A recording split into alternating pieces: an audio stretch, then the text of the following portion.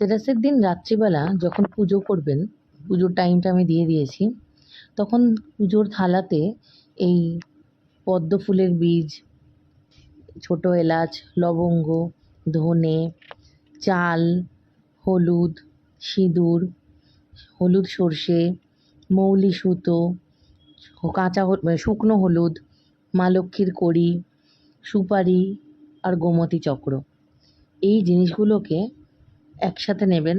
তার সাথে নেবেন একটা রুপোর কয়েন বা রুপোর যে কোনো টুকরো কয়েন যদি আপনার বাড়িতে না থাকে, আর আপনার বাড়িতে আপনার সামর্থ্য অনুযায়ী যে কোনো একটা নোট।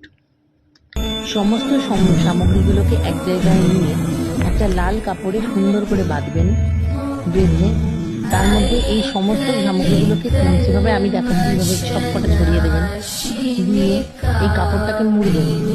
মুড়ে যখন রাত্রিবেলা মা লক্ষ্মীর পুজোটা করবেন, সেই পুজো করার সময় মৌলি সুতো দিয়ে লাল কাপড়টাকে বেঁধে এই পুটলিটা বানিয়ে মা লক্ষ্মীর সামনে রেখে পুজোটা করবেন।